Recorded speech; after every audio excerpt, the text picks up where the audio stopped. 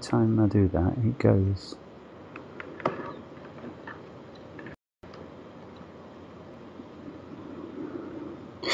Yeah, okay then. So the question that I've been asking, and lots of people have been posing and positing this hypothesis on YouTube is, are we all human? And why is it that some people think that we're not? Now, it was interesting because I watched a Deepak Chopra video this morning. Okay. And the reason why I clicked on it is because it said what George Harrison... Oh, no, mate, that's incredible. I've got that on my watch list to watch tonight. Really? Yeah, I see it. I got it this morning, but I'll watch that later. Wow, how is that possible? I don't know. It must be, I don't know, it must be just at the side panel there. I see it at the side panel. I dragged it across to have a look at it. Maybe because I was watching a link that you sent, and then it was down the side. Mm. Okay. What did he say then? Well, let's tell him what he said. Well, the George Harrison bit was just a very, very small bit at the end, because he knew George Harrison. He met him and he stayed with him for a month in the 70s or the 80s. And at the end of their time together, George took Deepak to the airport, and just before he got out the car, he wrote down the name of the song on a napkin and gave it to him. And this was a song that was never recorded. And so he played the song at the end. And basically the song, yeah, George Harrison was very spiritual. Sure. But what Deepak said in this small lecture was that, from what we can gather, there were 7 hominids that were walking around this earth, until 6 of them went extinct. And so on the basis of that then, I thought, well, okay, that's interesting. So we've got 7 hominids, and they were really quite different from one another in structure and brain size and all this sort of thing. And so therefore then, they evidently had separate consciousness. So they were sentient beings. You know, they knew they had a self, and they could make tools, and so therefore then they even though they were in the same ballpark, making tools and making fires and this sort of thing, sure, they were quite different, and so they would have thought different and had different consciousness. Well, I mean, different levels of brain development, sure, same consciousness. I mean, I'm supposing that we all share the same consciousness, and so I was just thinking, well, you can say each one's got a different operating system to tune into this consciousness that is around us at different levels, isn't it? Yes, because if you look at the scenario like this, if you see a dog or a cat or a bird or something, then they have an awareness about themselves. Sure. They know when they're hot, when they're cold, and when they're hungry, and this, that, and the other, and so they have a certain facility for experiencing this world, and because they are a different creature, then of course they experience it different to what we do. They see it differently. They don't have an interest in. Can I throw 2 more things in there? Can I say that, like, a baby hasn't tuned into the full conscious awareness yet, and like you said, if somebody is a fully grown adult and they've got like Down syndrome, they can't pick up on the consciousness we pick up on, can they? They're in a totally different dimension, you know. So they look human, but they're not. They're totally in a different world, aren't they? Yes, that's right. And so I've often speculated, you know, what is it that we can say is a human being? I mean, what facets do we need to enter into the context of what it is to be a human being? And I said to you, well, does a Down syndrome person enter into being a human being? Does a person in the coma enter into a human being? Does a person born with no limbs qualify as a human being? What is it exactly that qualifies? They are, aren't they?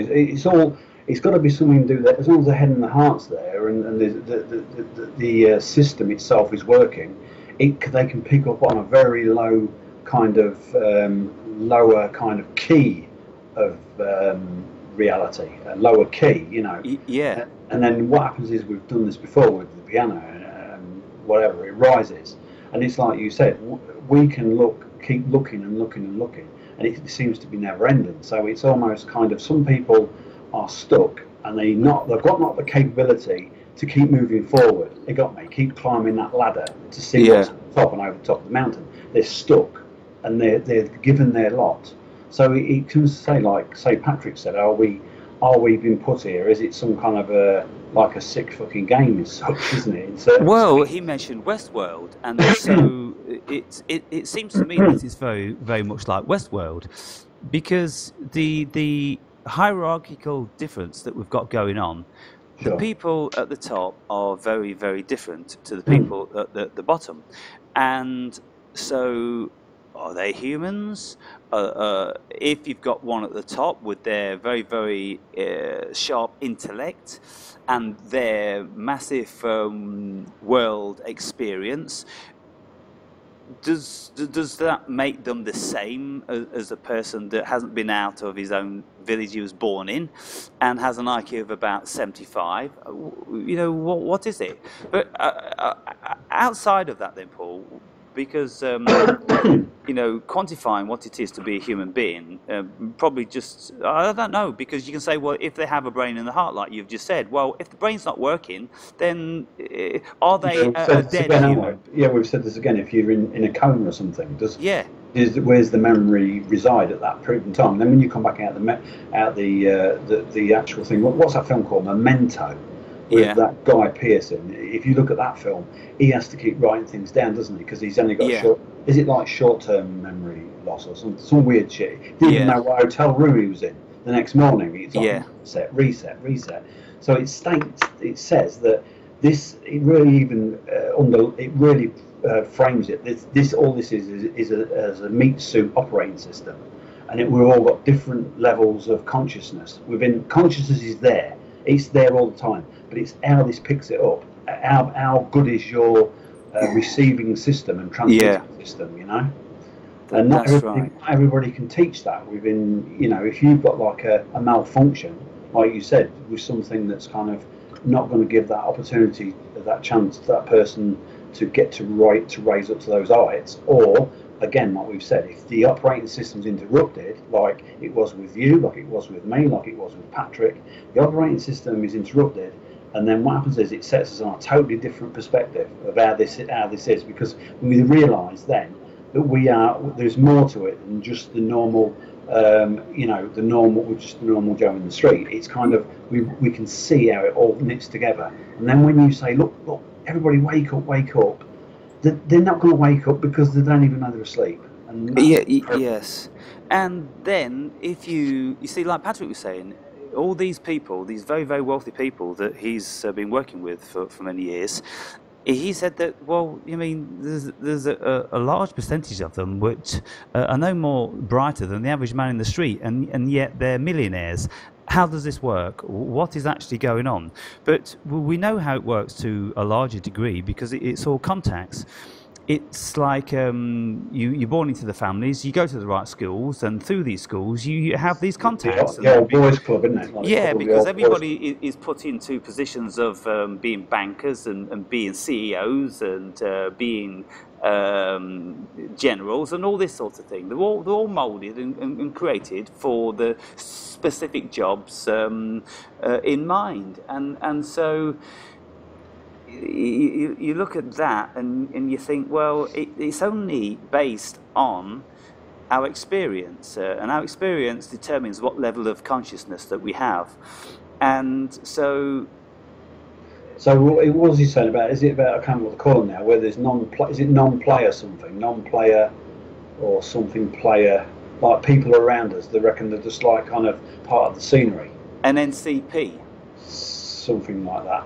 I've got it written down somewhere, but that's pretty much what it's sustainable. Like 25% of the people. Yeah, go on, carry on. Yes, and what I've been saying, you know, most people are extras. They're just like in the Truman Show. They just walk by with a pretend mission, and they're not actually doing anything. And honestly, you know, I see that this world is like that, because There's a vast majority of people that they don't have a mission pool. They don't know what they're going to do. They haven't got a clue what they're going to do, what's going to happen next week, or they've got no projections for the future. They'll never achieve anything, and so all this sort of thing. And then you've got people like Bill Gates and Branson and all this, and they were absolutely driven from the very beginning to do something. Which segues perfectly into what I was saying to you the other day, the reality distortion field hypothesis, where they're saying that if you have like a traumatic event between the ages, the psychiatrist was looking at him, between the areas 0 and 8,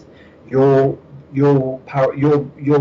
operating system works differently, as in opposed to you can look back at the, like you say, Bill Gates and all these characters. There's something deep within their past that fragmented them and fractured them into different dimensions. And what I'm saying was the reality distortion field can have an absolute genius effect upon a person, or it can make them, like you said, it makes them so obscure that they become the opposite. So that you can either go to the major heights of everything, or you can finish up, like you say, sat in a doorway somewhere, because it distorts this distortion of where you are. And he said one of them, strange thing he said in the actual 15-minute thing I watched, he said that you'll know if you've got it because you'll be perceiving most of the people around you as not real. Right. So interesting. So it's almost kind of, he's saying that what's happening is you are living in your own universe. Who was this? It was a psychiatrist. I can't remember the guy's name. I picked him up the other day. Old guy, he's passed away now. He left about 10 videos. Very interesting. I'd like to see that video, if you remember. I'll ping it across to you. Yeah. What he was saying that, like you said, it can be a case of the individual can see a massive opportunity, or another individual, it'll put them in a doorway. And some people, some of them, they kind of in this no man's land. And it's almost kind of like they don't know which way to go. It's almost like you say, the ones who are right up the other end, they don't look back down at their kind of shadow image that's in the doorway. They don't acknowledge them. They don't exist to them. Yes, yeah. And what they're saying is, it's almost like most of the people on Earth, they're in this vibrational field of like a hive. But the ones who work in the reality distortion field are capable of bending and warping reality, and the rest of them will follow the reality distortion people field. Yes, and so what can we say then? Can we say that they are magicians in that they know how to weave the magic? Can we say that they are psychologists like Edward Bernays, who know how to warp the man's psyche? I think this is along the lines, because these sort of people, and when you say that they don't see other people as being human, because they feel so far above them, and this could be something to do with psychopathy, because it's levelled at the people in the very high positions. They become very unattached to humanity and the facets of the human being which are good, basically, the empathy and the care and the love and all this sort of thing. They don't seem to have any of that. All they have is the drive for their own success, and they look at the rest of humanity like sheeple. I mean, it was one of the Rothschilds or Rockefellers that invented that term, apparently. And so what can we say then about their psyche? They were born into a different environment. They had a different channeling as far as their education goes and as far as their experience goes. You just said the key word there, channeling. What are they channeling? Yeah. It's channeling an untapped, we can't say untapped, we can say that they know exactly, this is what I was saying to you in the message when I said to you, it's very difficult to explain in words, but when I was looking at it, I could like literally feel it, what it was trying to say. And what it's saying is, it's almost like they walk in a different vibrational field. And they're saying when Bill Gates used to turn up in an helicopter or something, everybody was like kind of all their personalities would change, and then as soon as he took back off again, they would go back into a different program. Yeah, I guess it's a bit like if the Queen walks in the room, everybody's pretending to be somebody else, because they don't feel free enough to be themselves in front of the Queen. They feel as if they've got to be something else which is better than what they are, and so they're all standing straight backed, and they're all being very, very polite, and none of them are going to be farting or burping and all this sort of thing. And so this is the how the warp the environment when they have a presence. And of course lots of people, film stars, they'll have this effect, and Elvis, he used to have this effect on many people. It just leave people mesmerized like rabbits staring into a car's headlight. That's the thing, isn't it? It's the mesmerization of the situation that puts them into this kind of it's some kind of a state of mind, isn't it? It's probably is it theta or beta? Theta. Well, I mean, your everyday consciousness is beta, and then the slightly drowsy is alpha, and then the bit where you get the hypnagogia is theta, and then full-blown sleep is delta. And so most people, they're walking around in the alpha because they're not fully compass mentis. They're not thinking, they're not highly conscious. They are hypnotized and they're programmed. And what level? Say that level again. The alpha. Alpha. So let's have a look at the alpha then. So the alpha's kind of that state. What can it be brought on by? Can it be brought on by television? Can it be brought on by? Yes, absolutely.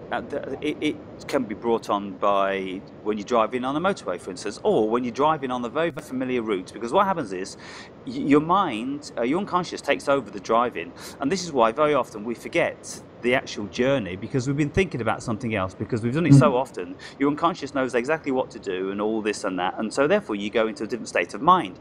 You leave the everyday thinking stuff to the dreamy thing, and you start dreaming and fantasizing and reflecting and all this sort of thing, and then before you know it, you're at your destination, and then you're back in the beta. That's interesting. Like you said, and if they're in that kind of state, they're in like an highly suggestible. Yeah, and this is what happens with television. When you sit down in front of the television, you start to get a bit yawny, you start to feel all nice and relaxed. It's because you're under hypnosis. So are we under alpha state, or are we kind of working on a different level? Because I seem to look at the alpha state people, and I'm not one of them. No, we're definitely not in the alpha state. We have a higher level of cognition, a high level of alertness and awareness. And so over and above beta, I don't know whether we're in a heightened state of beta. That may be the case. But you see, there's something else that goes on when we are endowed with notions and thought patterns that we are something else. And this is why I said to Patrick, is it, with the onset of madness? No, it's not. It's absolutely not. It's what this reality is actually designed to do. Because when you realize that you are this spirit, then you can see that all this stuff going on is so farcical, it's so laughable, it's just it is insane, it's a cosmic giggle, it's paradoxical, and it's so bizarre and so indecipherable, Paul, that if you continue to look for the answers, then you will go insane. And so this is why I said a long time ago, there are no answers, people, so stop looking, because all you're going to do is you're just going to drive yourself fucking crazy. The only answers that you can put any sort of emphasis on for being what you may consider to be truth is your own subjectivity. If you feel hungry, then it's true to you. If you feel hot, then it's true to you. And if you feel a certain something about somebody, hate or love, then it's true to you. If anybody tries to find those truths, then they can't, can they? Nothing can be found. No truth can be found. Even in science, no truth can be found, because whatever arena you look in, then there's always going to be because it's transient, isn't it? It's like you can go to a river, but the banks, the two bank sides are still there, but the actual water's gone days ago. If you get there 2 days later, the actual water has passed through. So you can say, there's that river, so and so, but it's not that river anymore, is it? It's just the banks of the river. It's like playing a 200-year-old film on the screen of a television. Who's to say that the screen of the television is kind of the being like us, and the film that's playing through it, the 200-year film, is consciousness playing back through that. I think that's a fair analogy of it. Did you watch that thing the other week I sent to you concerning that guy talking about using a record of an analogy of who we are, where the needle can drop anything? That was very interesting, wasn't it? Yeah. Yeah, it's like he was saying that we're already our time on this planet's already cut into a disc, and it's where you want to drop into it. Or if you get if you could look at like what we're talking about, if you put a scratch on a disc, Aaron, it's interrupted, isn't it? Yeah. It just kind of plays, then you just move it on, it carries on. But is it a case of that pattern? If you went back to that pattern, where you could say at a certain age, it's just going to go, isn't it? And then move it on again. So it's a bit like the human psyche. Once it's interrupted, it seems to be cut into the actual operating system. Yeah, once it gets a scratch, then it keeps jumping back into that same old groove all the time. Yeah, that's what I'm saying to you. But you can move forward. That's what I'm saying about what we're talking about. If you move forward, say you go through a trauma, the trauma happened at whatever, hypothetically make somebody a 10-year-old, and they're 60 years of age, and all of a sudden they see something that was a mirror image of being, say they got hit by a car and they're now in a wheelchair, they've been in a wheelchair 50 years. As soon as they see a car coming towards them, they'll go straight back into that jump bit because they left it, and then all of a sudden then they'll zoom back towards the original age of 60. So it's almost kind of, it can be cut in, but can it be erased? As opposed to, I was using, I told you the other week, I've got this guy, I've got his video on the playlist, and it's this guy uses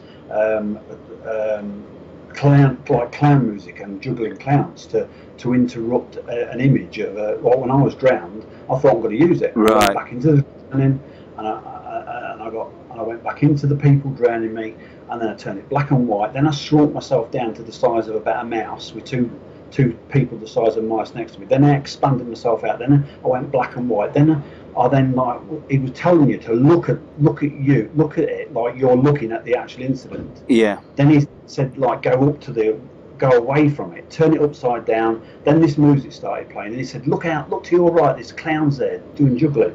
And all of a sudden, like I say, 2 times I did it, and now I can't even get to that image. I mean, how bizarre is that? I can't even fucking see myself underwater. Yeah.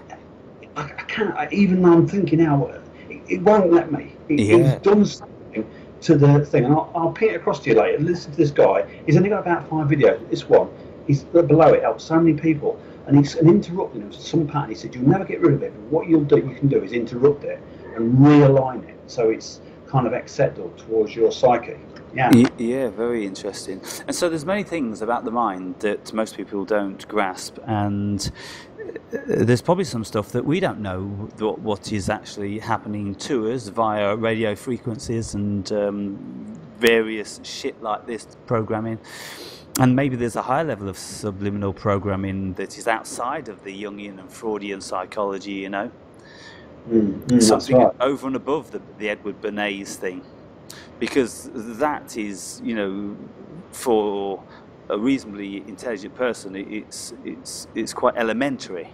What's that? 100 years old? That's 100-year-old, isn't it? Yeah. In the 1920s or 19? Yeah, like 1922, 25. So what they know now, and what they, like you said, they know, they've been looking at the human being for 100 years.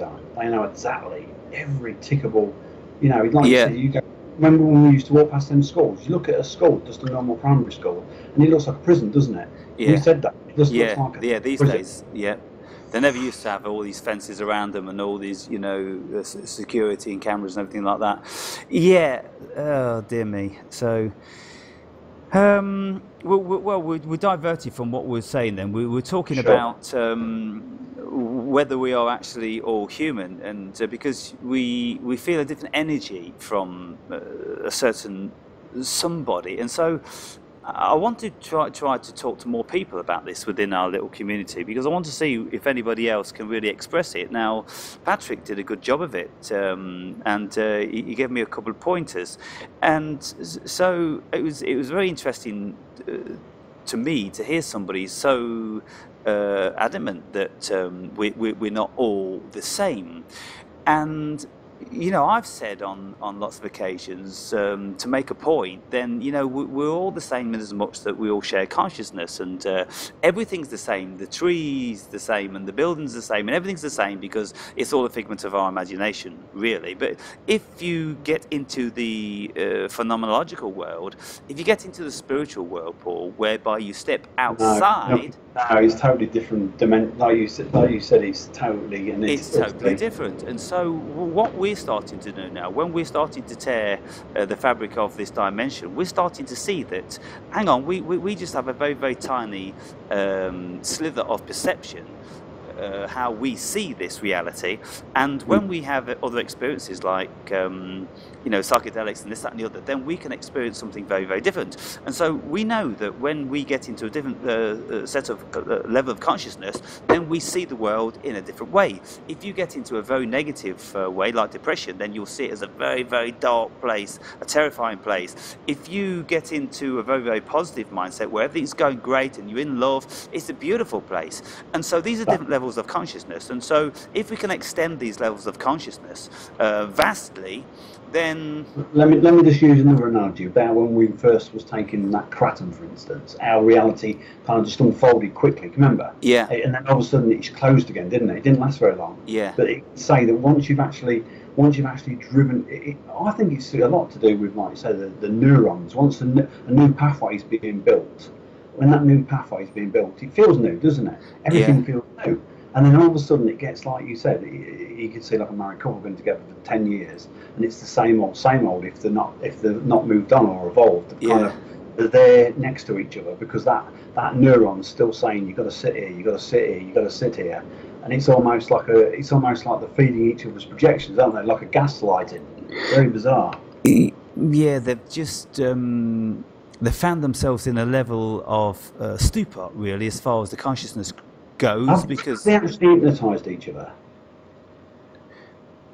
Yes, well, either that or what they've done is they've slipped into their particular level of vibration.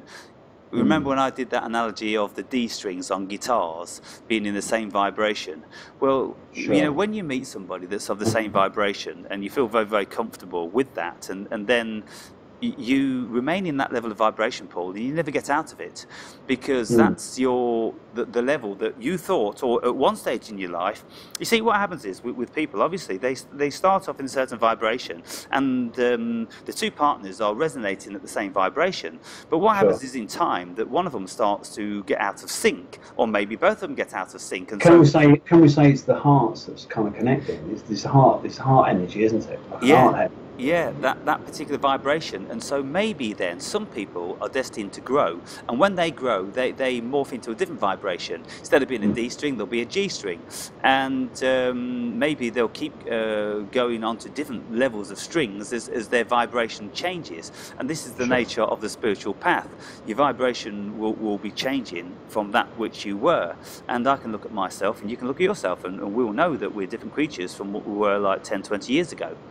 Sure, yeah. And what we can say is, like with it, when you actually look back at it all as it's playing out, you, like we've said before, it's a case of, do you accept it as it is, or do you, like say, want to kind of think to yourself, well, I can change that, I can change this, I can change that, but indirectly, like say, are these castes, like you said, is it India where the caste system is? Yeah. Everybody, are we certainly cast into a certain perceptual field, not perceptual field, a vibrational field, that once you get to 30 or 40, there's no changing? I mean, could anybody change you, Aaron? Could anybody change me? Not really. I don't think so. I can only get a little. I can only get more. All I can do, there's certain aspects of me that will always be the same. Yeah. All I can do is see more that's out there. That's all. But there's, like you said, there's certain characteristics that is unchangeable, isn't there? Yes. And so, but even though there's certain characteristics which is governed by the experience that we've had, if we have more experience, i.e. if we have more massive trauma in our lives, if we have depression in our lives, if we win the pools and all of a sudden we win £100 million, and then can you imagine how potentially that could change our lives to a very, very pleasing, comfortable arena where you could surround yourself with your best of friends in the same community. You could buy a village, you could buy a town, you know, a reasonable town in some countries, and you could buy everybody a house, and then you could live in a utopia. And so you would then be in a different vibration, and maybe you become a different person. Maybe you wouldn't be Paul. Maybe you see, that fertile ground, maybe it would give rise to something else within you to grow.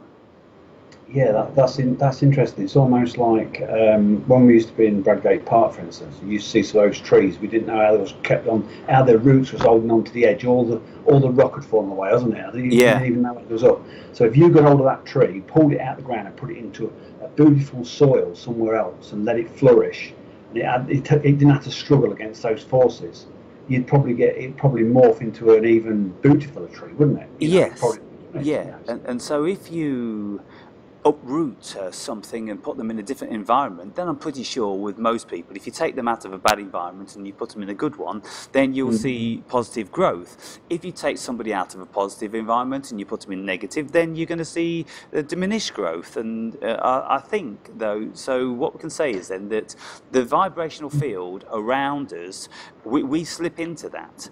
And so we know that by being in this particular vibrational field that we're in now, with this heavy dependency on this technical shit, we know that we are getting into a vibration which isn't conducive to our health. And you see, I experience it probably more than most people these days, because I've got the time to do it. And so every single day I go down on the beach, and when I go down on the beach, Paul, I become a different person. I see the joy and absolute love, the passion for the world. And I did one video about the trees the other day, and then I did one about the ocean. That's the sort of disposition that comes out when I'm in that environment. When I'm ranting and I'm having a go, that's the sort of disposition that comes out when I'm in this numbers game.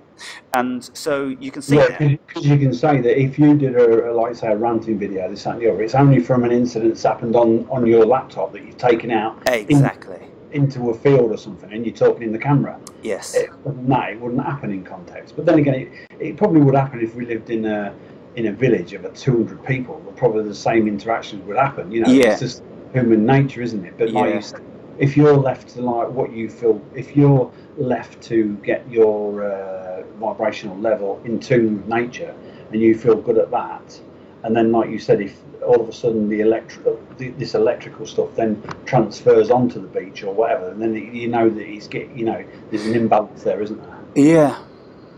You know, and then what do? Then you just realise that this machine it's an incredible tool, because none of us would have met. But yes. Again, it's a gift and a curse again, isn't it? Everything's got to follow up. It is, and so what I think then we will end up transitioning into is something, and I don't know. I think, me personally, I don't want to know what other people think that are outside my group of friends. You see, the thing is about this internet is everybody can impose upon your life, even though they're not in your group of friends. For instance, if you are in your own hometown or village or something, then you got a group of friends, and it's kind of like random people coming up to you and going, what you said the other day to your mate, you're a fucking idiot. And you go, well, what's that got to do with you? But you see, on YouTube, on the internet, people think it's their fucking God-given right to be able to speak to you any way in which it's getting worse, isn't it? Especially on YouTube. It's probably been this bad on Facebook for fucking years, and we've never been on it, you see. But I think it's transferring, it's morphing it. It's going. It's almost like a virus, like a fog, isn't it? That seeks out for fucking negative. It's a bit like the Tico thing, isn't it? Yeah. So let's just have a look then at what these postmodernists are trying to do, because I can often lend myself to seeing some sort of benevolence and positivity in what we consider maybe to be suppression. Now, if you look at it then from the perspective whereby they want to What they've been after since the advent of the Industrial Revolution is standardization. That's exactly what they want. They want everything to be standardized. They want one world. They don't want any borders. They don't want any creeds.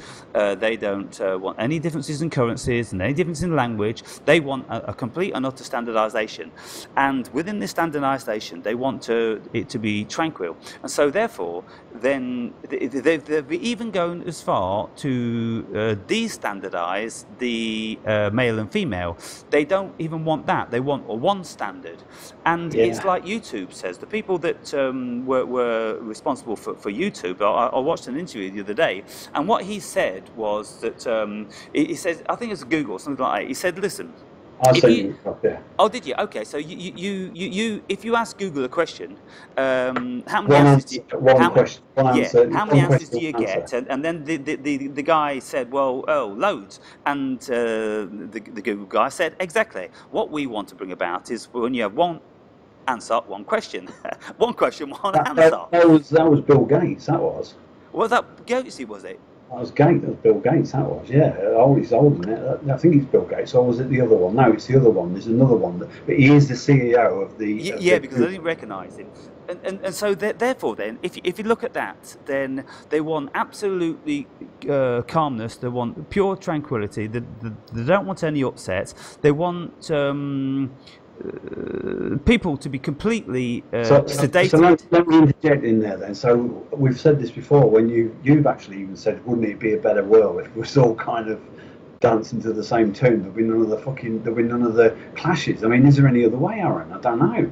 Yeah, well, this is it. And so if we look at it, if we ask the question, if they're so smart, is that the right way to go? Because if they want to eradicate anything that's going to cause opposition, then the fundamental basis to the opposition in this world is culture and religion.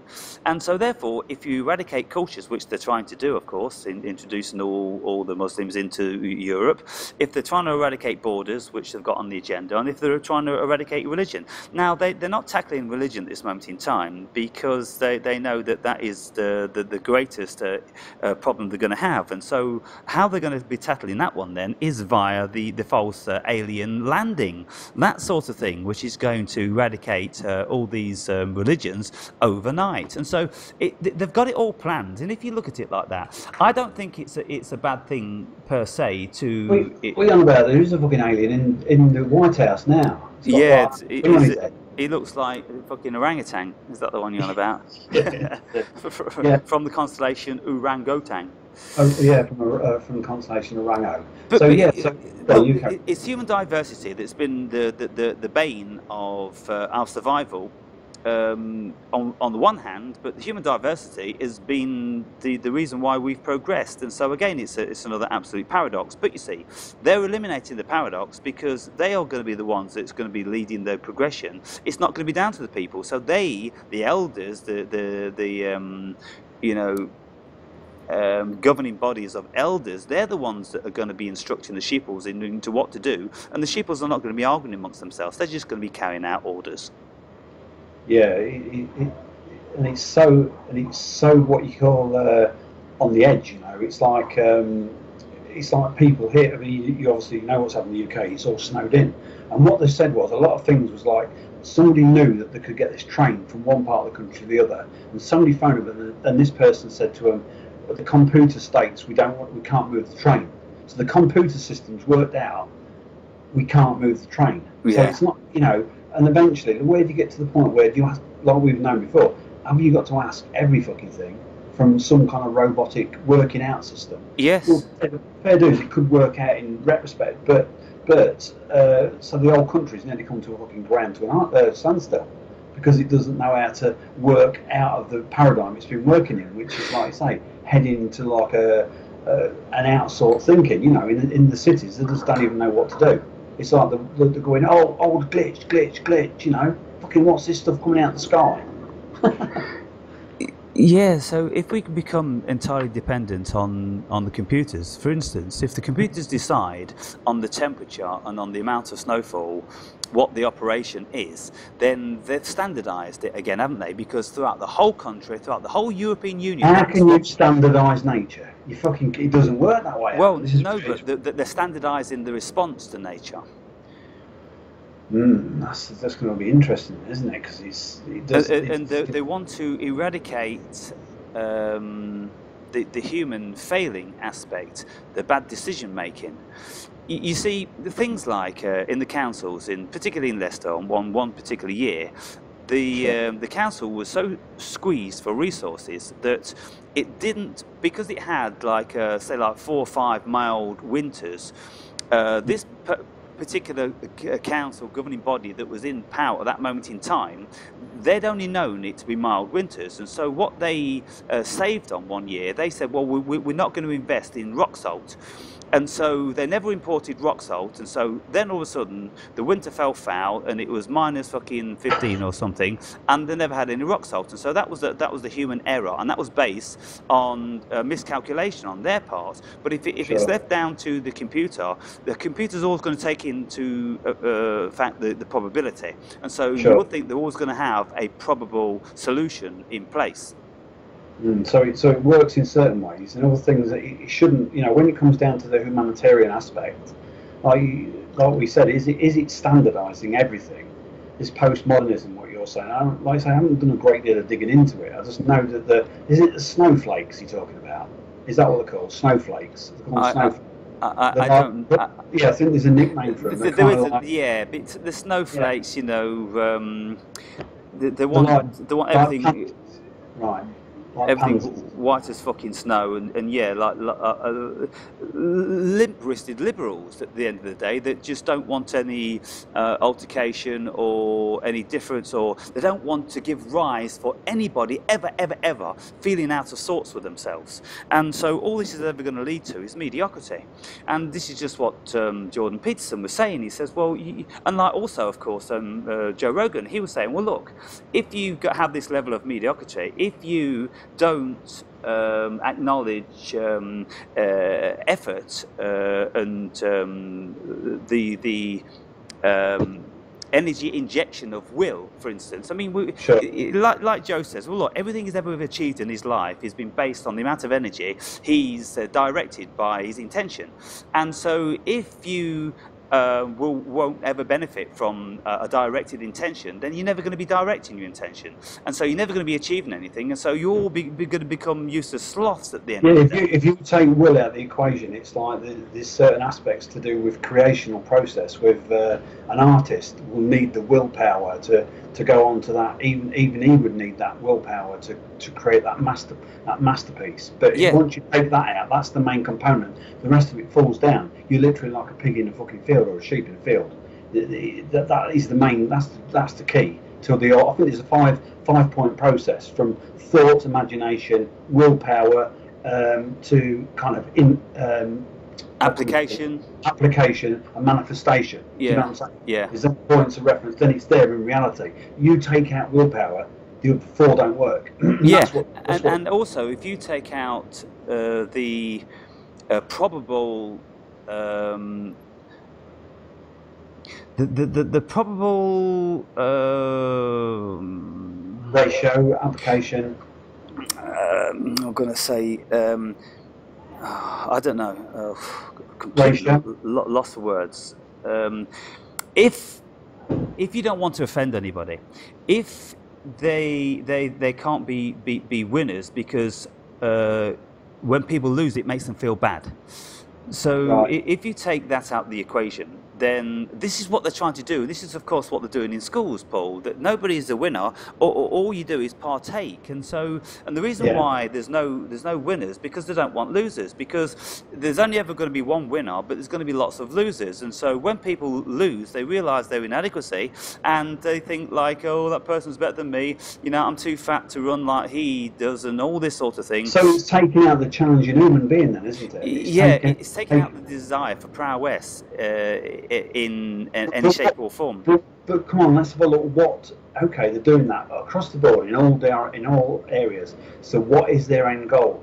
Other than, like you said, the transhumanism, as in going into the age of robotics and things like that, where we're going to go, oh, we'll accept the robots. We're peaceful, you know, we're okay with it. Yes. Sure, it's got to be part of it. It's got to be. To get us absolutely malleable, pliable, placid, so we are in acceptance that as soon as a certain sector of the society has a certain chip, then we're all the same, and we're all going to have it. And so there's no difference, there's no factions that are outside of what's considered to be the general norm and all this sort of thing. So isn't it bizarre? We're kind of going over aspects of humanity and aspects of, like you say, whether you're an artist, whether you are a builder or whatever you are. They want to create everything like in little boxes and make it just so condensed. But the thing is, Aaron, like you say, we've got to ask one thing: what has humanity been doing over the thousands of years, and the times it's collapsed because of all the infighting? They're kind of saying in one way, we don't want any infighting. We want everybody to kind of be like kind of an hive mentality. Then there'll be no indifference. Then almost like a communist, isn't it? Yeah. It's almost like the world. They want like communism around the world. Well, so, yeah, it is a form of communism. It's socialism, and so this is what they want. But like, yeah, that's what they want. But is it a right way, or are we always going to have these clashes, radical perspectives? Well, let's have a look at this then, because in the past, war always used to serve humanity in the future. Yeah. Now, if you want to be completely philosophical about the life and death of the human being, and if you want to look at, say, like I've mentioned on some occasions, if you look at the First World War, the Second World War, and you can say, well, what a tragedy that was, all those lives that are lost. Well, yes, it was a tragedy for those, but it was a benefit for us, and there's many reasons why it was a benefit for us. First and foremost, we're not so overpopulated, and we've got more resources. Secondly, that massive engineering benefits came out of times of war, because the greatest scientists and the greatest in anything, that they're always put under pressure, and they're always sought after, and they're always collectivized. It's like the Turing fucking code thing.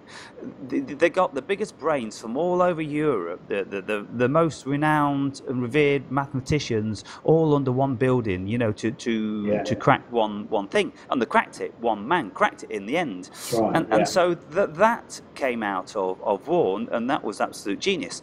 And so many things have come out of war. But you see, what's happening now is they don't want any wars anymore, because the wars were a stepping stone to collectivise the power. They've collectivised the power now. They've got all the power. They've only got a little bit of it to fuck around with in the Middle East. And as soon as they've got that, then they don't need any more wars. Yeah, what they're doing, they're trying to raise up the energy of drone, aren't they? Like a zombie fucking energy, like you said, like a complete compliance to everything. You know, yes. Yeah. And so if they have considered that war is something that they don't need to engage in anymore, or at least they won't need to in 50 years' time, because they can have such technology which they don't need soldiers, and they don't need fucking ships and tanks and all this sort of thing, because they've got radio waves which can devastate whole cities from a fucking satellite. And so therefore then they don't need this massive manpower, they don't need the indoctrination, they don't need the resources compiled together. And so they're thinking then, well, okay, then what we need to do now is we need to pacify everybody and stop people being in the conflict, because people, they're not going to be needed to do what they've done. We're not going to need their brains anymore, because we've got computers now which can think at this moment in time 20,000 times faster and better. And so the human being has become obsolete. And so I can see then what they're trying to do then now powers. They're looking around the world and they're going, oh fuck, we've got 7.5 billion of these potential drones. They're going to be drones because we don't have work for them. And if we don't have work for them and they start to get a bit restless, then the chances are we're going to have shit on our hands. So therefore, before this happens, they've got to pacify us. And so this is what they're doing, all-out pacification with the inoculations and the water and the food and the hypnosis and all that. And so ultimately then we will be chipped, or I say we, that the human race will be chipped, and they will be taking their orders from the robots, from the chip. And it's funny actually, because Sarah, she said this the other day. She says the computers are teaching our children, and I don't think she realised the magnitude of what she says, but what she meant is that you know, from a very young age, kids have got a phone in the hand, an Xbox in the hand, or a computer, and it's the computer that is teaching the children everything that the computer wants them to know. It is their subconscious. Yeah. It is their master. It is their father. It's their idol. It's that they idolise it. Yeah, like a cross or something. Because the children have been stolen from their mother and father via technology, and you know yourself, if you just go out and you look at a park with kids with their parents, they're not playing, they're just looking in the phone, and they're completely detached, and so this is it. It's already happened. The computers have become the surrogate parents of the children of the world. It's incredible, isn't it? It's almost like the ultimate, you know, like the rat in a maze thing. It's the ultimate. It's exactly the same, isn't it? You're getting rewards. There's all rewards on these phones. Yeah. Or you get a better, you know, well, can I get a better photo? Can I get a better this? Can I do this? Can I do that? And you ask the question, if a person becomes so infatuated with projecting an image that's being computer generated from the age of like probably 3 to the age of, say, the 23, what the hell's going on there? You know, what kind of psychic imbalance is it within that person, when everything's got to be kind of what's the word? What's the name for it? Oh, bloody name's gone out. How can I put it? Can't help you on this one. Compounded right. by the image that you send out. So you send the image out, and if it doesn't come back, you go, oh, you don't look nice in that, you don't look good in this. So you go, oh, the energy goes down. So it's an incredible tool. Yes, everybody is sending stuff out to get their little bit of cocaine fix, like the rats in the cage, or you know, where they're incessantly tapping for the cocaine or the amphetamine. And this is what humanity is doing these days, incessantly tapping for their fix of the amphetamine. Because this is what is keeping them addicted, this is what's keeping them pacified, and this is what is leading them, like the donkey, following the carrot, or a bushel of straw. I saw a real picture actually of a donkey who was kind of like towing a cart, and it had a stick strapped to its back, and there's a bushel of grass dangling like 2 feet in front of its nose, and the donkey's like... Okay, now. Yeah, you can actually change that bushel of straw with a mobile phone, couldn't you? Yeah, and so when you look at all this stuff, Paul, and when you get your head around it, it is so fucking bizarre. It's so incredible. It's so difficult to decipher because there's too many facets to look at, and so I don't know. What do you do with it? What do you do? Well, what it is, it's augmented reality, isn't it? It's not true reality. It's augmented. It's like half and half, 50-50 at the moment. Yeah, well, what is real, Neo? This is the whole thing, and so we are going to be coming to a situation whereby we're going to be very, very, very seriously challenged within this next 10 years. And the challenge is one of the things is going to be that we don't have anything to occupy our minds, like vocation, because there aren't going to be any vocations, because the robots are growing so exponentially now. They're much cheaper and they're much more efficient that it's not necessary. And so what are all these dead human beings, walking zombies, going to do? well, what the one guy was talking about the other day, they're saying that these virtual reality helmets, are kind of like when there's not enough work, there's not enough work for anybody now anyway. But what they'll do is give you a virtual reality helmet. You can go anywhere in the universe. So it's an So what is it? What is the human being going to be, other than just like a body sat in a fucking chair? You know, it's almost having a total recall. Yeah, and you see, that in itself is going to be massively addicted. And you know, I'll be probably the first to put my hand up. If I could go into other dimensions and experience them as like in a DMT, you know, prolonged DMT, I'm pretty sure that I'd be very interested in that for a long period of time. And so this is the whole thing about it, is, I mean, where are we actually going? We are going further and further and further into this non-reality, this computer-generated hologram. Well, like we said before, if you look round, everything is in context, kind of like holographic anyway, but in a microcosm form. It's a case of these new systems that's coming out. You put the glasses on, and literally, when you walk towards a wall, even though there's no wall there's no wall in the reality as such, you'll put your hand out and you'll feel the wall, even though you stood in a fucking field. Yeah. So it's literally generating the feeling that the solid aspect is there. So it's all looks to me, all we're doing again is building ourselves back round in a circle, like the snake eating itself. That's all it is. Yeah, and so by the time then, you see these little rooms that you go in and you put your headset on and you enter into another world, and at this moment in time you're wearing a suit which then enables the computer to change the temperature and to make things feel solid and this, that and the other. Well, yeah. When they don't no longer need the suit, when they can manipulate the energy around you, then what is actually happening is that they are creating exactly what we've got going on now. And exactly. So we'll be looking at... Yeah, so it's a bit like that film, isn't it? They Live. You'll take the glasses off, put these other glasses on, look up and go, you are being mind controlled.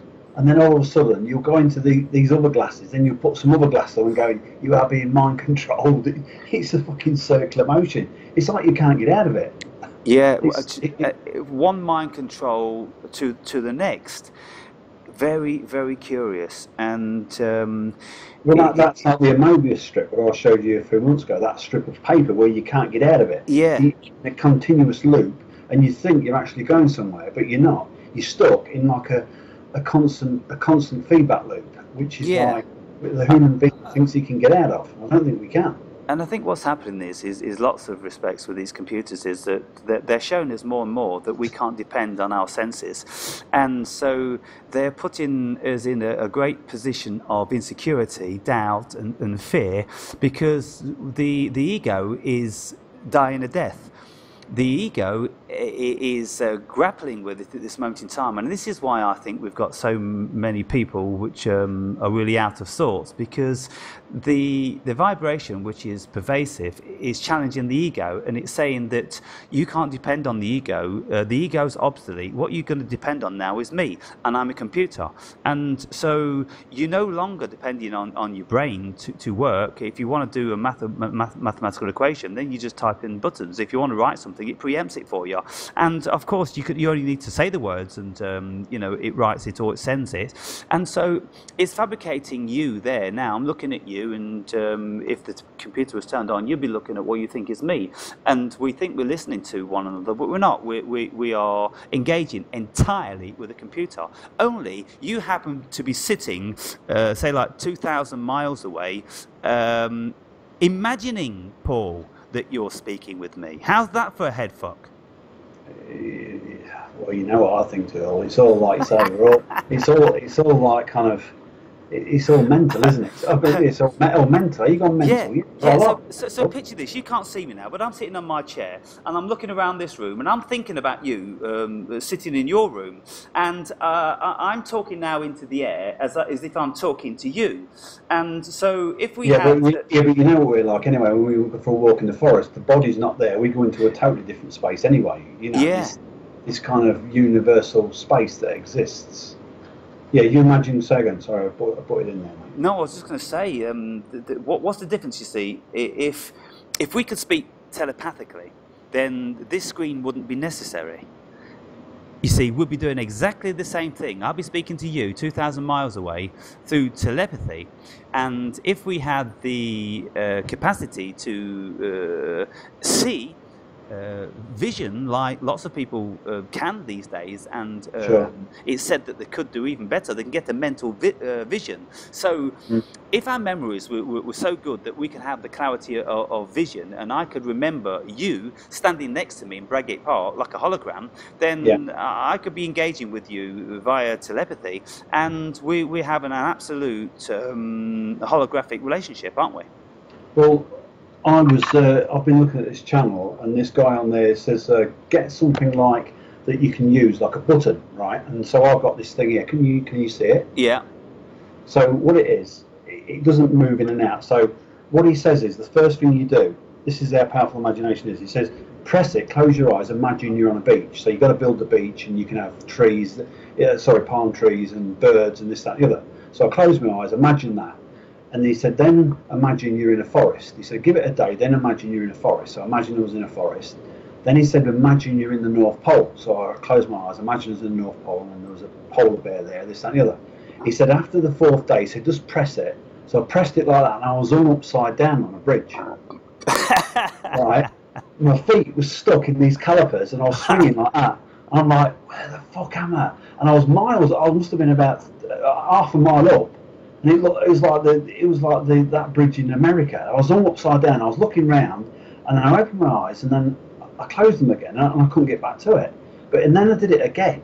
Next day, I pressed it again, and all of a sudden, I was like, I was on the edge of this mountain slope, and then I was looking out at everything, and then I could look down. There was all a stream and everything, and then I came back out of it.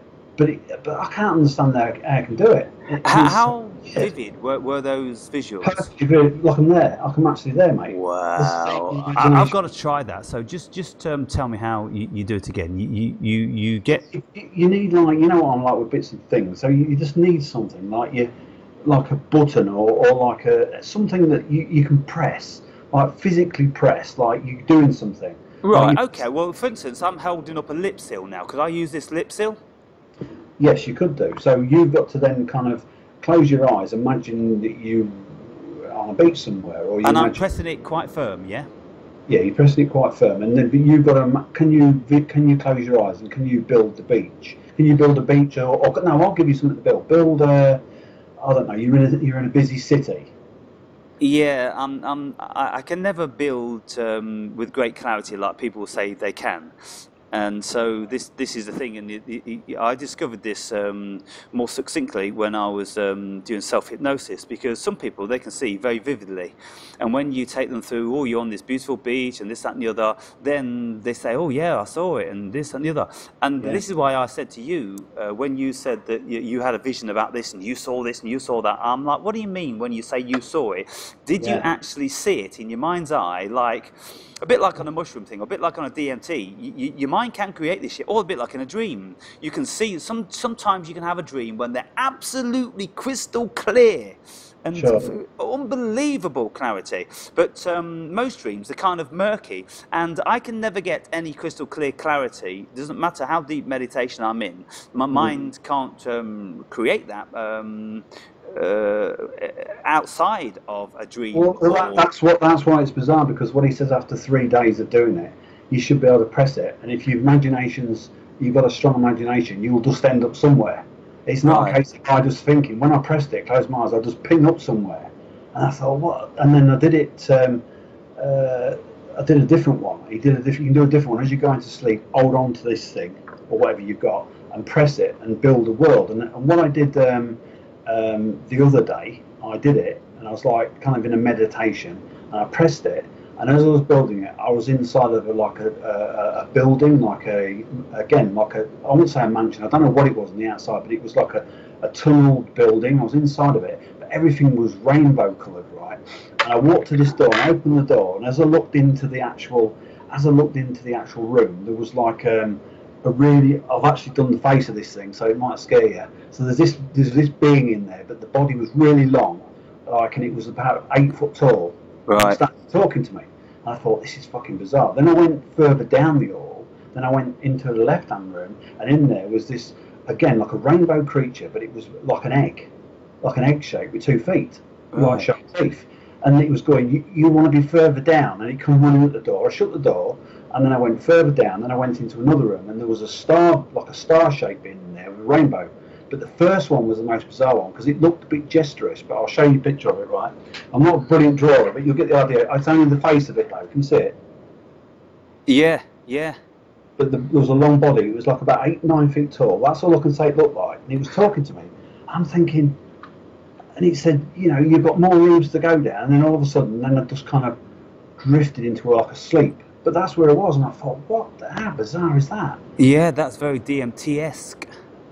Yeah, that's right. And it wasn't, there was nothing else but rainbow there, Aaron. Everything. The floor was a rainbow. The windows, I couldn't see out the windows as a rainbow. Yeah, that's incredible. I'm very intrigued to try this out because that is suggesting that you can really start to make some sort of a headway on various levels of consciousness by just applying yourself in these certain little ways that certain people know about.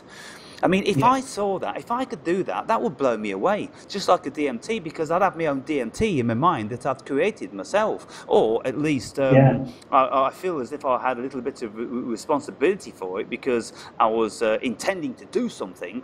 But you see, although you was intending to do something, you wasn't intending to see this rainbow creature. I didn't even know where I was going to go. I just pressed that thing again. And so this is, isn't it so freaking bizarre? It's like when you take DMT and you can see this one time and you can see something completely different the next time. Who, what, how does this come about? This random stuff. I think it's already in everybody's mind. You don't need that stuff. So I proved it because if I can do that, I don't even know where I want to go with it. Yeah, it's kind of at early stages. So what the hell's going on? Well, absolutely, and I just recall to mind, because one thing that I do quite frequently is that because I wake up naturally and I don't ever have to get out of bed, then what happens is I start to wake up slowly, and very often I wake up and I lie there with my eyes closed. I'm completely refreshed because I'm not tired anymore, and so therefore I feel so content and beautiful. I continue with the meditation, and because my mind is so calm still, I've only just come out of sleep. Then for the first 5 minutes, and if you start to drift off again, then you go into the theta brain wave, which is where you get the hypnagogia, and the hypnagogia can be so pristine, it can be so crystal clear, and I've very often said that it's like watching a very, very high HD television. It's more clear than real life. That's the sort of thing, and I'm lying there and I'm absolutely awake, compos mentis, and I can see images. It's like someone's reading the news or something on television, and I'm like, how on earth does that work? I'm watching television in my mind, Paul. Yeah, because it's the imagination, and it's the imagination. What you've got to do it's our ego program. You've got to get out of the way of it. Once it's out of the way, that's where everything is in the deeper subconscious. It's like everything's there. It's kind of all the fantasy things you can ever think of there. It's kind of unlimited.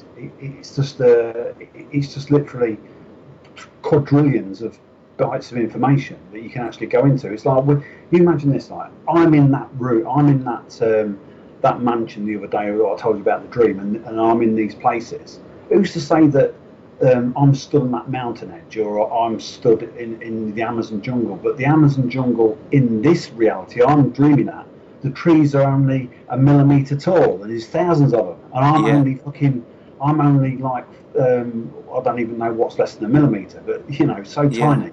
Yeah. And who's to say, because we see it at that? Yeah. It's necessarily, it could fit inside of a little tiny, coin. You see. Yeah, I mean, the size and speed and all these sorts of things, they're just they're just relative to how big we consider we are. You know, we've told ourselves that we are 6 foot tall, and you know, we've got this illusion of measurements that are embedded in our minds, but we don't know fucking how tall we are. What's 6 foot mean, really? Exactly. I mean, it's only a size in relation to something else. It's 7 foot or 4 foot, and so yeah, because there's smaller things, and predominantly the animals are smaller than us, we feel quite big. But then if you could transport yourself back into the land of the dinosaurs, then you feel fucking pretty small. And so it's like those cave drawings, isn't it? If you think about what I've drawn there, all they was doing was going into a shamanic space, and then the cave drawings, it was drawing all those kind of almost like futuristic stuff, what, thousands of years ago. And it's the same. It's the same with the Egyptians. It's there. There's dimensions upon dimensions that are kind of that are never ending. That, like I say, people just tap into. And like I say, the most bizarre story I've ever seen at DMT is that kind of like an Indian guy, isn't he? He says he flies through hyperspace, and he goes through this kind of hole and this, that, and the other. Very strange stuff. But again, if you can tap into your imagination, again, Scott, you look at Scott's stuff, he's doing this kind of stuff as well. Doing energy work and everything. And it's as if when he was in those ceremonies, he's literally, he says now, oh, I don't do the thing anymore. I don't want to do the ayahuasca anymore. He said, I don't think it could have done it another way. But I say that if I hadn't had mushrooms, if I hadn't had LSD years ago, I wouldn't probably be able to see these things. So you need these to unlock the doorway. Yeah.